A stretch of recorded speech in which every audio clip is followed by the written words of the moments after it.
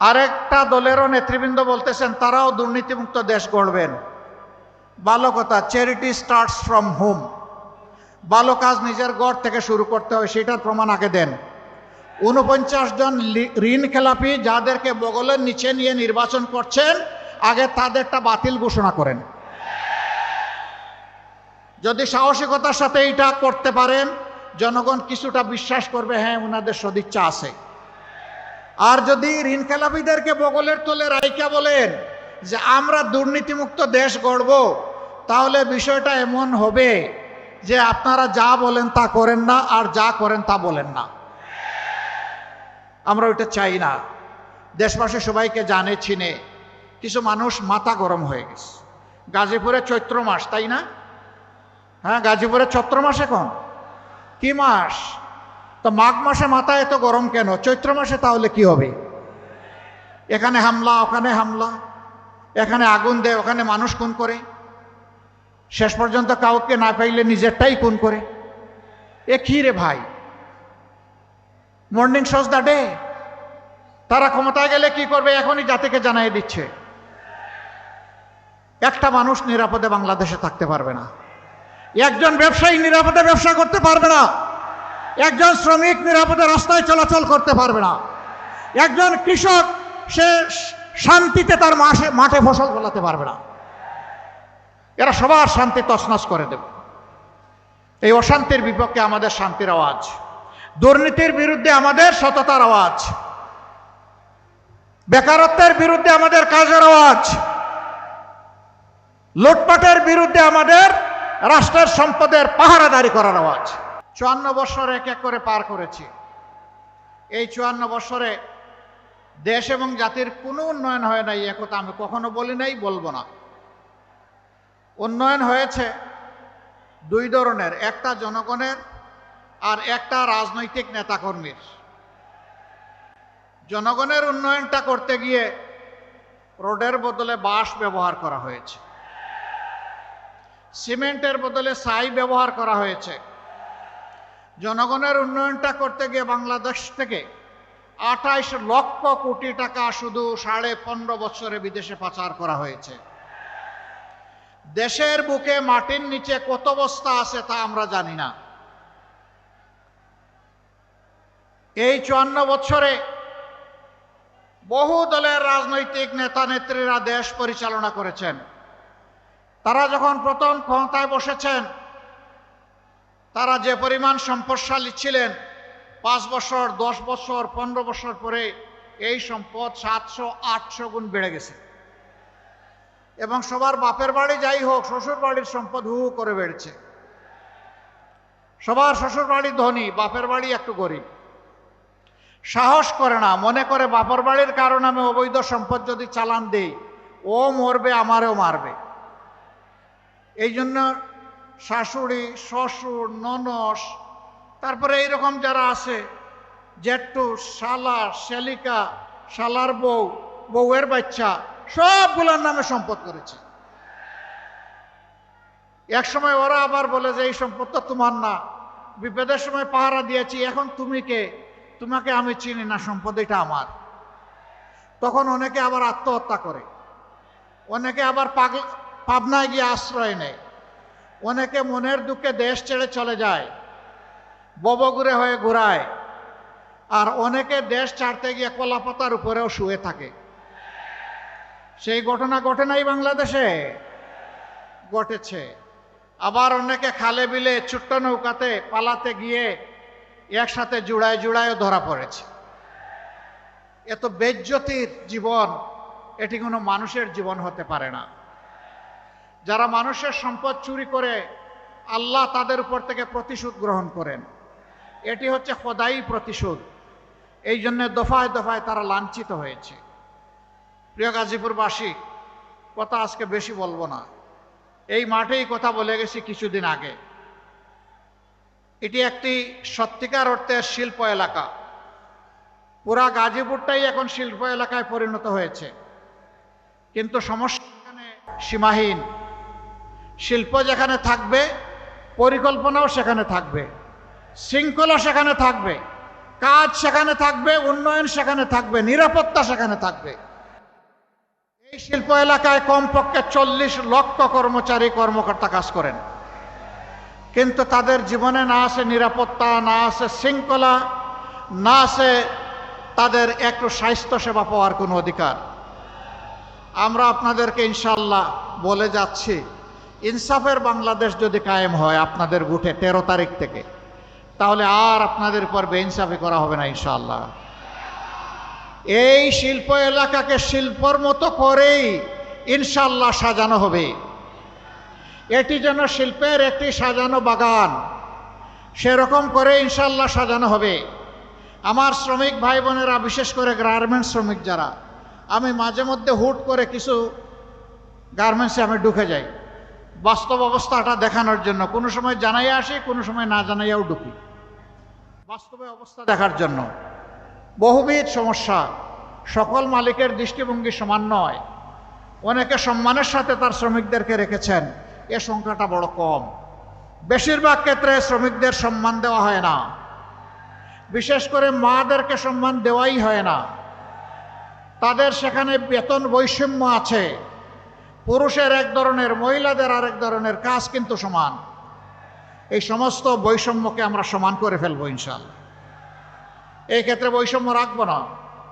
মাদের জন্য আমরা ঘোষণা করেছি অন্তত 2 থেকে 2.5 বছর, যেই সময়টা গর্ভবতী অবস্থায়, এরপরে বাচ্চা দুনিয়াতে আসার পরে বুকের দুধ বাচ্চাকে খাওয়াতে হয়।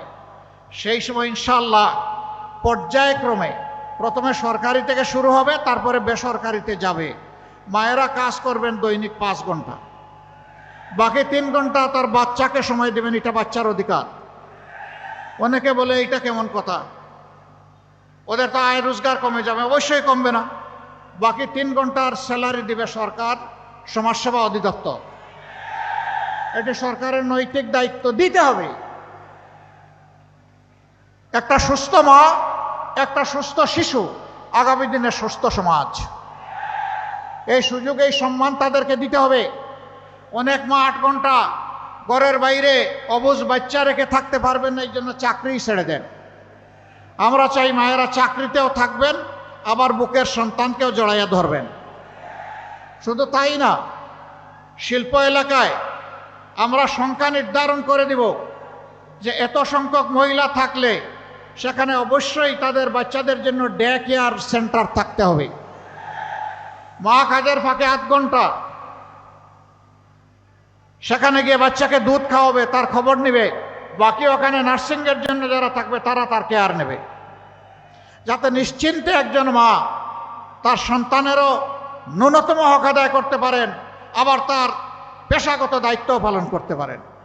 আমি যখন এই কথা বললাম, একদল হায় হায় শুরু করে দিল। হায় রে হায়, আমাদের মহিলাদের সব চাকরি শেষ, এখন তো নারীদেরকে ঘরে ঢুকিয়ে রাখবে দেখতেছি আমির সাহেব। নো, বরঞ্চ মাদেরকে সম্মান দিয়ে কাজের সাথে রাখাই হচ্ছে আমাদের উদ্দেশ্য। ইনশাআল্লাহ আমরা তাই করব। শিল্প এলাকায় গার্মেন্টসে যারা শ্রম দেন, তাদের বাচ্চারা অনেক সময় ভালো শিক্ষার আলো থেকে বঞ্চিত হন। আমরা কথা দিচ্ছি, পরিবার কেন্দ্রিক রাজনীতি, রাজার ছেলে রাজা, রাজনীতির এই ধারা পাল্টে দেব ইনশাআল্লাহ। একজন শ্রমিক ভাই কিংবা বোনের সন্তান, সেও যদি মেধাবী হয়, তার মেধা বিকাশের দায়িত্ব নেবে সরকার, দায়িত্ব নেবে রাষ্ট্র। আমরা চাই তাদের মধ্য থেকে আগামী দিনের প্রধানমন্ত্রী বের হয়ে আসুক। আমরা সেই রাজনীতির ধারা চালু করতে চাই। তখন ওই সন্তানটা গরিব দুঃখের প্রতি কিভাবে দরদ দিতে হয়, আমার চেয়ে সে ভালো বুঝবে। জুলাই আন্দোলন করেছে আমাদের সন্তানেরা, শ্রমিকেরা, কৃষকেরা, মজুরেরা, ব্যবসায়ীরা, মায়েরা, বোনেরা, আমাদের মেয়েরা, ছেলেরা, সবাই আন্দোলন করেছে। একটাই দাবি, উই ওয়ান্ট জাস্টিস। আমরা ন্যায় বিচার চাই।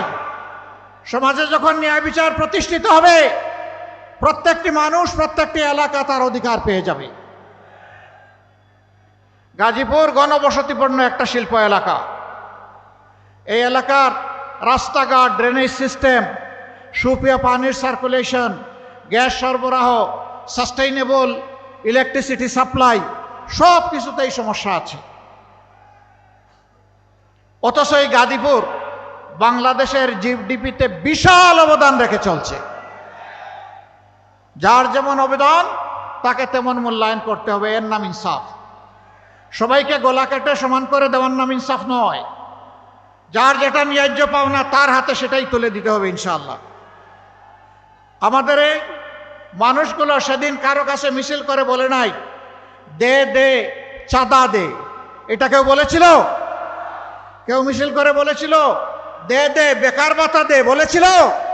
তাও বলে নাই। কেউ বলেছিল দে দে ফ্যামিলি কার্ড দে বলেছিল? বলে নাই। বলেছে দে দে আমার হাতে কাজ দে, আমি কাজ করে সম্মানের সাথে বাঁচতে চাই। প্রিয় দেশবাসী, যুব সমাজ, আমরা কারো হাতে বেকার ভাতা তুলে দিয়ে অপমানিত করব না। আমরা সুশিক্ষা এবং প্রশিক্ষণ দিয়ে প্রত্যেকটি তরুণ তরুণী, যুবক যুবতীর হাতকে, সক্ষম মানুষের হাতকে আমরা দেশ গড়ার কারিগরের হাত বানাবো ইনশাআল্লাহ। কাজ তুলে দিয়ে বলবো এইটাই বাংলাদেশ, যা চেয়েছিলে এইটা তোমাদের দাবি, এবার দুই হাতকে বাংলাদেশকে গড়ে দাও। যুব সমাজ তৈরি হয়ে যাও, আমরা এই দেশটাই তোমাদের হাতে তুলে দিতে চাই। বাংলাদেশ নামের যে উড়োজাহাজ, এইটার ককপিটে বসিয়ে দিব যুব সমাজকে, আমরা গিয়ে বসবো প্যাসেঞ্জার সিটে ইনশাআল্লাহ। ওরা আর পিছনে তাকাবে না, ওরা সামনে নিয়ে দেশকে এগিয়ে যাবে ইনশাআল্লাহ। একদল লোক আছে শুধু পিছন নিয়ে কামড়া কামড়ি করে, এদের স্বভাবটা চিংড়ি মাছের মতো। চিংড়ি মাছ দৌড়াইতে শুরু করলে শুধু পিছনের দিকে যায়। আমরা তো মানব জাতি, আমরা পিছনে দৌড়াবো কেন? আমরা দেশ নিয়ে সামনের দিকে দৌড়াবো ইনশাআল্লাহ। আরেক দল আছে, এখন জনগণের উত্থান, তাদের অধিকারের পক্ষে আপোষহীন মনোভাব এবং ইনসাফের পক্ষে কোনো জাগরণ দেখে তারা দিশাহারা হয়ে গেছে। এখন দিশাহারা হয়ে মায়েদের গায়ে হাত দিয়ে দেয়। আরে এরা কোন প্রজাতি? মানুষ তো মায়ের গায়ে হাত দিতে পারে না। আমরা এদেরকে অনুরোধ করি, সাবধান, কোনো মায়ের গায়ে হাত দিবা না। দয়া করে তোমার মাকে আগে সম্মান করতে শেখো। তুমি যদি তোমার মাকে সম্মান করতে পারো, বাংলাদেশের 9 কোটি মাকেও সম্মান করতে পারবা। যদি তুমি সম্মান করো, তোমাকেও স্যালিউট। আর তুমি যদি আর হাত বাড়াও, মনে রাখবা মায়ের সন্তানেরা আগুন হয়ে জ্বলে উঠবে। এ কাজ করবা না, এ কাজ করবা না। যারা মাদেরকে সম্মান করতে পারে না, আল্লাহ তাদেরকে সম্মানিত করেন না, আল্লাহ তাদেরকে অপদস্থ করেন। আমরা আমাদের মায়েদের সম্মান কারো কাছে বন্ধক রাখবো না, কোনো কিছুর বিনিময়ে না। জীবন দিব, কিন্তু আমার মায়ের সম্মান নিয়ে কাউকে আর টান দিতে দেব না। আমি এই কথাগুলা বলি, এই জন্য এখন আমার পিছনে লেগে গেছে। আমি তোমাদেরকে পাত্তা দেই? আমি আল্লাহ ছাড়া কাউকে ভয় করি? আমি আল্লাহকে ভয় করি, আর আমার বিবেক নিয়ে আমি চলি। তোমরা যা পারো করো, ওগুলার জবাব দেওয়ার মতো সময়ও আমার হাতে নাই। করতে থাকো, পড়েও কামড়াও, কামড়া কামড়ি করো, ওখানেই থাকো। প্রিয় গাজীপুরবাসী, ইনশাআল্লাহ গাজীপুরের কিছু ন্যায্য দাবি আছে। আমি দেখেছি এখানে 60টা দাবি আমার কাছে দেওয়া হয়েছে। আমি কথা দিচ্ছি, ইনসাফের পক্ষে আপনারা রায় দিন ইনশাআল্লাহ। আমরা যদি আল্লাহ তাআলার মেহেরবানি বিইজনিল্লাহ এবং আপনাদের ভালোবাসা, সমর্থন, ভোটে এ দেশ সেবার দায়িত্ব পাই, আমি আপনাদেরকে সাক্ষ্য রেখে বলছি, গাজীপুরের প্রতি আমরা বেইনসাফি করব না। দাবি সবগুলা সঙ্গত। রেল ক্রসিংয়ের উপর ওভারপাস, এটা কোনো ম্যাটার না। ইন্টেনশন থাকলে 6 মাসে এটা সমাধান করা সম্ভব। ট্যাক্সই একটা ওভারপাস করে ফেলা সম্ভব। প্রতিদিন মানুষ দুর্ভোগের শিকার হচ্ছে। ইনশাল্লাহ আমরা করব। বলবেন এত টাকা কই পাবেন? এই যে যাচ্ছেন আর করবেন সব জায়গায় বলেন, টাকা আমাদের আছে তো। টাকা আছে না? কোথায় আছে জানেন? দেশের বাইরে আছে। ওই যে চোরগুলো দেশের টাকা লুণ্ঠন করে বাইরে পাচার করেছে, ইনশাআল্লাহ তাআলা আজিম আল্লাহ সুযোগ দিলে ওদের মুখের ভিতরে হাত ঢুকাইয়া পেটের ভিতর থেকে বের করে নিয়ে আসবো ইনশাআল্লাহ। এবং সেই টাকা রাষ্ট্রীয় কোষাগারে জমা হবে। যার যেমন পাওনা, যে এলাকার যেমন হক, তার পাওনা সেই এলাকায় তাদেরকে সমঝে দেওয়া হবে ইনশাআল্লাহ। তবে আমরা মন গড়া পন্থায় কোনো উন্নয়ন করব না, নিজেদের ভাগ্য বদলের উন্নয়ন করব না, 18 কোটি মানুষের ভাগ্য বদলের উন্নয়ন আমরা করবো ইনশাআল্লাহ। এই উন্নয়নের অংশীদার হবেন আমার কৃষক, শ্রমিক, মেহনতি মানুষ, সকল শ্রেণী পেশার মানুষ। এর উন্নয়নের কারিগর হবে আমাদের যুব সমাজ ইনশাআল্লাহ। একই সাথে কাজ করবেন মায়েরা, একই সাথে কাজ করবে আমার ভাইয়েরা। যার যার জায়গায় শ্রেষ্ঠ অবদান রেখে চলবে। মাদের জন্য বাড়তি একটা দায়িত্ব আমাদের আছে মায়ের জাতি হওয়ার কারণে। এই দায়িত্ব হচ্ছে গৃহে, চলাচলে, কর্মস্থলে 3 জায়গায় ইনশাআল্লাহ মায়েদের জন্য আমরা নিরাপত্তা এবং মায়েদের জন্য আমরা মর্যাদা নিশ্চিত করব ইনশাআল্লাহ। তারা হবেন শতভাগ নিরাপদ এবং মর্যাদার সাথে তারা দায়িত্ব পালন করবেন। রাষ্ট্রে এই দায়িত্ব দিতে গিয়ে আমরা কোনো জাত পাত, ধর্ম, বর্ণ দেখব না। আমরা দেখব মানুষটা এই কাজের যোগ্য কিনা, আর দেশ এবং জাতির প্রতি তার অঙ্গীকার বা দেশপ্রেম আছে কিনা। এই 2টা জিনিস পাওয়া গেলে যেই যোগ্য তার হাতে কাজ চলে যাবে ইনশাআল্লাহ। প্রিয় দেশবাসী, আমরা একটা ইনসাফপূর্ণ দেশ চাই। আমাদের মার্কা কি বলেন তো জামাতে ইসলামীর? হায় রে হায়, এইটা আগে সরকার খাইয়া হজম করে ফেলেছিল। কারণ এই দাড়ি পাল্লা থাকলে সমাজে তো বেইনসাফি করা যাবে না। এই পাল্লা যদি কোনোদিন বিজয়ী হয়ে যায় তাইলে সমাজ থেকে বেইনসাফি দূর হয়ে যাবে। তাইলে এই লুটেরারা যাবে কোথায়? ব্যাংক ডাকাতরা যাবে কোথায়? দুঃখের কাহিনী কি বলবো, 15.5 বছর আমরা সকলেই মজলুম ছিলাম দেশবাসী। 5 তারিখ থেকে কিছু ভাই অতীতের মতো মজলুমদের উপর আবার ঝাঁপাইয়া পড়লেন। এবারকার নির্বাচনে আমাদের অঙ্গীকার দুর্নীতিমুক্ত দেশ গড়া। আরেকটা দলেরও নেতৃবৃন্দ বলতেছেন তারাও দুর্নীতিমুক্ত দেশ গড়বেন। ভালো কথা, চ্যারিটি স্টার্টস ফ্রম হোম। ভালো কাজ নিজের ঘর থেকে শুরু করতে হয়, সেটার প্রমাণ আগে দেন। 49 জন ঋণ খেলাপি যাদেরকে বগলের নিচে নিয়ে নির্বাচন করছেন, আগে তাদেরটা বাতিল ঘোষণা করেন। যদি সাহসিকতার সাথে এটা করতে পারেন, জনগণ কিছুটা বিশ্বাস করবে, হ্যাঁ ওনাদের সদিচ্ছা আছে। আর যদি ঋণ খেলাপিদেরকে বগলের তলে রাইকা বলেন যে আমরা দুর্নীতিমুক্ত দেশ গড়ব, তাহলে বিষয়টা এমন হবে যে আপনারা যা বলেন তা করেন না, আর যা করেন তা বলেন না। আমরা ওইটা চাই না। দেশবাসী সবাইকে জানে চিনে। কিছু মানুষ মাথা গরম হয়ে গেছে। গাজীপুরে চৈত্র মাস, তাই না? হ্যাঁ, গাজীপুরে চৈত্র মাস। এখন কি মাস? তো মাঘ মাসে মাথা এত গরম কেন? চৈত্র মাসে তাহলে কি হবে? এখানে হামলা, ওখানে হামলা, এখানে আগুন দেয়, ওখানে মানুষ খুন করে, শেষ পর্যন্ত কাউকে না পাইলে নিজেরটাই খুন করে। এ কি রে ভাই? Morning shows the day. তারা ক্ষমতায় গেলে কি করবে এখনই জাতিকে জানাই দিচ্ছে। একটা মানুষ নিরাপদে বাংলাদেশে থাকতে পারবে না। একজন ব্যবসায়ী নিরাপদে ব্যবসা করতে পারবে না। একজন শ্রমিক নিরাপদে রাস্তায় চলাচল করতে পারবে না। একজন কৃষক সে শান্তিতে তার মাঠে ফসল ফলাতে পারবে না। এরা সবার শান্তি তছনছ করে দেবে। এই অশান্তির বিপক্ষে আমাদের শান্তির আওয়াজ, দুর্নীতির বিরুদ্ধে আমাদের সততার আওয়াজ, বেকারত্বের বিরুদ্ধে আমাদের কাজের আওয়াজ, লুটপাটের বিরুদ্ধে আমাদের রাষ্ট্রের সম্পদের পাহারাদারি করার আওয়াজ। আমরা 11টা দলে এক হয়েছি। আপনারা থাকবেন আমাদের সাথে ইনশাআল্লাহ? বলবেন যে আমরা তো আপনাদেরই লোক। হ্যাঁ, আমরা মনে করি সারা দেশের মানুষই আমাদের লোক।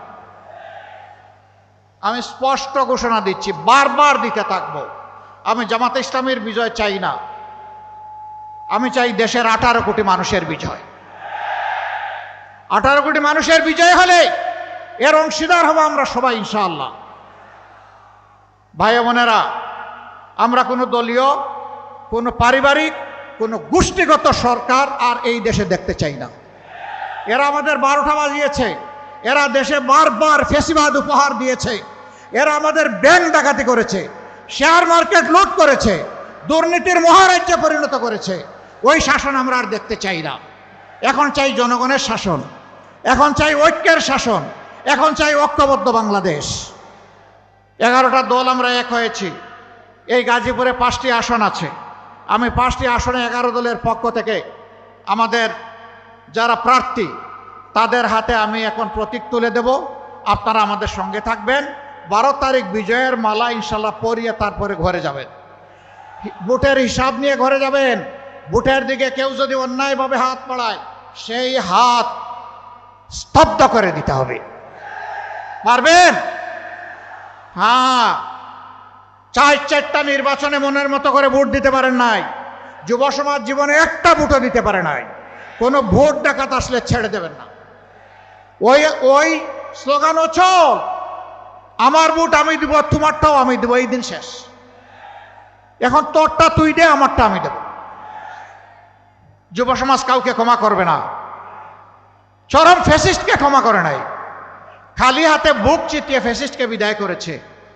আর এই সমস্ত বুট ডাকাতকে বিদায় দেওয়া এটা কোনো ব্যাপারই না। যুব সমাজ তৈরি? বলবেন যে আপনি বেঁচে গেলেন, আপনার তো বয়স হয়ে গেছে। আমি এই যুবকদের চাইতে কম যুবক না, আল্লাহর মেহেরবানিতে। একসাথে লড়াই করবো ইনশাল্লাহ।